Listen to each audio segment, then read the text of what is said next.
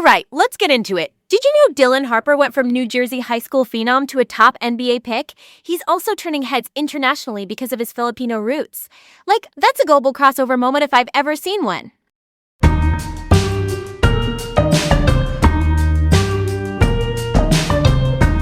Hi, I'm Emma, and I'm feeling extra excited today. We're mixing hoops, heritage, and a little bit of tea honey. So, picture this. A kid from North Jersey, Franklin Lakes to be exact, grows up in a family where basketball is basically the family language. That's Dylan Harper. He started Don Bosco Prep, which is a New Jersey powerhouse high school, then hit Rutgers, which is a Big Ten college program in Piscataway. That momentum carried him to the NBA draft, and because his mom is Filipina and his dad is an NBA legend, his fan base is literally living rent-free across continents. Okay, quick personal spill the tea moment. I'm half American, half Filipina too, and when I was a teen I went to this multicultural hoops camp in California. First day, I felt like the odd one out. Everyone knew each other's AU circuits, and I was like, cool, I only know where the snack table is. But then this coach, who was all about fundamentals and film study, pulled me aside and said, "You've got a different rhythm, lean into it." By the end of the week, I wasn't trying to copy anyone else's crossover, I was using my own space and pace. Total vibe. That mentor energy is exactly what Dylan had at home, because his mom, Maria, wasn't just cheering from the stands. She coached him, actually coached him. Let me set the scene. Maria Pizarro, who's Filipina from Bataan, played a season at the University of New Orleans back in the early 90s. Later, she coached DePaul Catholic's girls varsity and was assistant for Don Bosco's boys team. Translation for the non-hoops listeners, this wasn't just mom doing shuttles in the driveway. This was real, structured, daily accountability. Imagine getting feedback at practice and then at dinner. Big yikes, but also big glow up. That's a rare developmental combo, and you can feel it in Dylan's poise. All right, let's jump to the basics. Dylan Harper, born 2006, Inglewood, New Jersey, raised in Franklin Lakes. At Don Bosco Prep, the Ironman, he goes from promising to elite. As a sophomore, he's scoring around 15 a night. As a junior, he's dropping almost 25 with boards, dimes, and steals, and gets named New Jersey's Player of the Year. Senior year, he leads the Ironman to a 29-3 record and a state championship in the non-public A bracket, which is the heavyweight private school division. Those are receipts, not vibes. His AAU team was the New York Renaissance, also called the Wrens. That's a club program where top teens meet at national events, and it's where scouts camp out. In the summer of 2023, ESPN ranked him the #1 recruit in the 2024 class. I mean, that's a flex. He also repped USA basketball on the U19 World Cup team in 2023, averaging about 9-5. Team USA finished 4th, which, yeah, hurts the pride, but it gave him international reps and physicality you can't fake.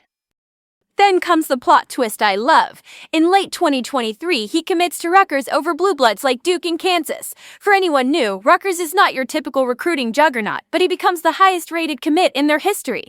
That's not just a basketball decision, that's a statement. Family ties, Jersey roots, and belief that the program could launch him. And it did.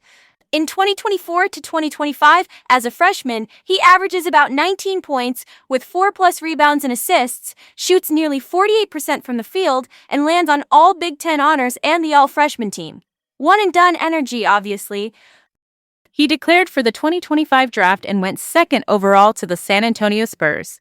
He signed that summer, debuted in the fall, and promptly dropped 15 off the bench in a win over the Dallas Mavericks, who are Luka Doncic's team, by the way, an NBA contender out of Dallas. As a rookie, he played in 69 games with only 4 starts, yet he was efficient. Over 50% from the floor, almost 4 assists in just 22 minutes a night, and about 12 points. That's the kind of scalable production coaches salivate over. And the moments get bigger. Late in the regular season, he set a then career high with 24. Then the playoffs hit. In the first round against the Portland Trail Blazers, which is the franchise out of Oregon, he went for 27-10 in a win. His teammate, Stephon Castle, a young Spurs guard and top prospect in his own right, scored 33. Together, they joined Kevin Durant and Russell Westbrook, 2 MVP-level stars who used to run the Oklahoma City Thunder, as the only under-21 duo to each score 25+ in a playoff game. That's historic company, not me, but me, screaming. Then comes the conference finals against the Thunder. Game 1 went double overtime, drama for days, and Dylan posted 24 points, 11 rebounds, 6 assists, and a franchise playoff record 7 steals. 7 steals. for the Spurs as a rookie. He became only the second rookie ever to notch at least 20-10, 5-5 in a playoff game. The other one is Magic Johnson, a Los Angeles Lakers legend and king of all-around stat lines. Also, he's credited as the youngest to go 20-10 in a conference finals game. That's not just box score bingo, that's poise under a heat lamp. Okay, let's move on to the people who made Dylan Dylan. Dad first. Ron Harper, an NBA vet for 15 seasons and a 5-time champion, he won with those 90s Bulls and later the Lakers, which means championship DNA literally sat at the dinner table. That gives you real-world film study, not just YouTube highlights. And then big brother Ron Harper Jr., who starred at Rutgers and now plays for the Boston Celtics, which is a dynasty franchise in the NBA. Having a brother make the Big Ten to NBA leap recently is a built-in blueprint, no guesswork. Mom again, because she is the underrated headline. Maria wasn't just rebounding in sweatpants. She was on the staff at his high school, ran a girls' varsity program, and played college ball. Day in, day out, she's the mentor, the scout, the accountability partner. That's a unique parent-prodigy dynamic. Some players wilt when a parent coaches them. Dylan clearly thrived. Honestly, yas, queen.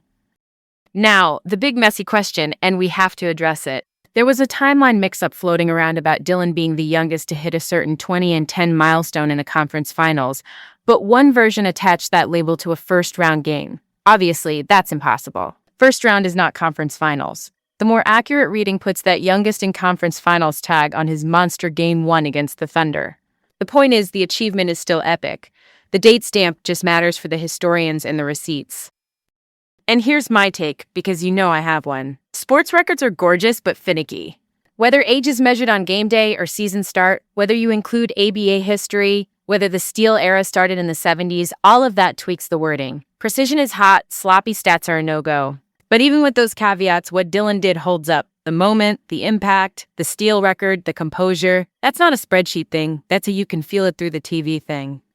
Oh, let's unwrap the cultural layer, 'cause it matters. Dylan is American with Filipino heritage through his mom. The Philippines is basketball obsessed, like they treat hoops the way some countries treat soccer.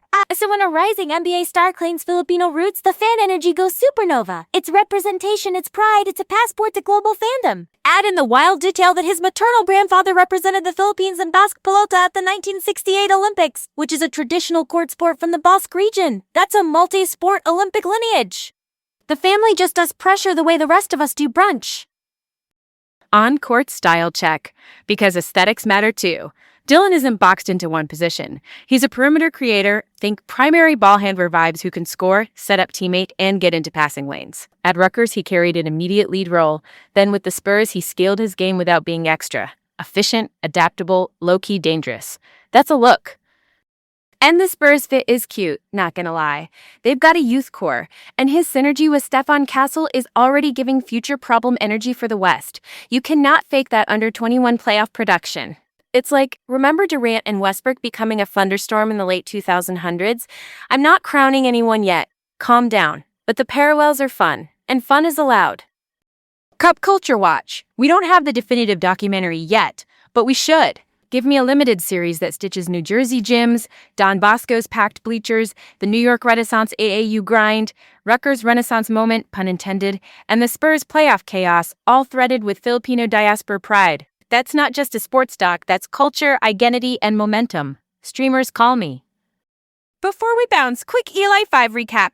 Dylan Harper, Jersey-raised, family of hoopers, dominated high school and AAU, chose Rutgers over the usual Blue Bloods, started as a freshman, got picked second by the Spurs in 2025, was insanely efficient as a rookie, made all-rookie first team, and then showed out in the 2026 playoffs with a franchise steals record and Magic-level statistical company.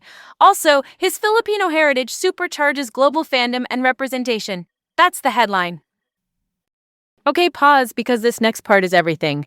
Next time, we're eyeing another rising star shaking up the international hoops conversation. Think young, bold, and very not mid. I'm ready to stir that pot. So, that's the tea, folks. Keep aiming high and breaking boundaries. Later.